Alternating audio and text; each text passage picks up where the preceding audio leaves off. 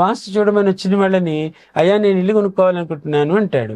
నీ జాతకరీత్యా నువ్వు చెప్పవయ్యా అంటాను.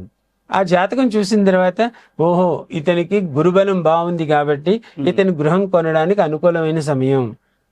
ఇతని దశల్లో చూసినప్పుడు చతుర్థంలో గృహస్థానం ఇలా ఉంది. కొంతమందికి చూడండి, వాళ్ళు ఇల్లు కొందామంటే వాడు రిటైర్ అయిపోయి మొత్తం అయినా కూడా ఇల్లు కొనలేరు. నేను అలాంటి వాళ్ళని చాలా మందిని చూస్తాను. ఇల్లు కొనలేరు వాళ్ళు, ఎంతసేపు జీవితకాలం అద్దింట్లోనే ఉండేటువంటి విధానాన్ని చూశాను నేను.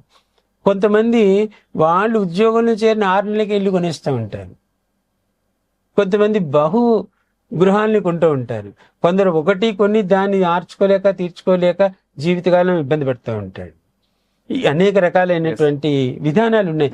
దీని జాతకరీత్యా వాడి గృహస్థానం ఎలా ఉంది, ఆ గృహస్థానం వల్ల వాడు ఏ రకమైనటువంటి గృహాన్ని పొందగలడు, ఆ పొందినప్పుడు వాడికి ఆ గృహంలో సరైనటువంటి వాస్తుకి 100కి 100 పాళ్ళు ఉన్నట్లయితే, గ్రహ దోషాలు ఉన్నా కూడా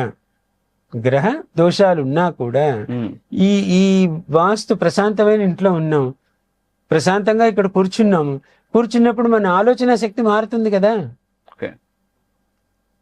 ఈ ఆలోచన శక్తిలో నాకు ఇది బాగలేదు అన్నప్పుడు భగవంతుడు ఏదో రూపేణ ఎవరినో ఒకళ్ళు పంపించి, నాయన నీకు ఇది బాగాలేదు కదా, రుద్రాభిషేకం చేయించుకొని అయినా, లేకపోతే ఈ గ్రహానికి జపం చేయించుకొని అయినా అని చెప్పి కొన్ని ప్రాయశ్చిత కర్మలు మనకి ఎవరో ఒకళ్ళ ద్వారా ఆసువుగా వస్తూ ఉంటాయి. వాటిని చేయించుకోవడం వలన ఆ కర్మ యొక్క ఇంటెన్సిటీ తగ్గుతుంది. కర్మ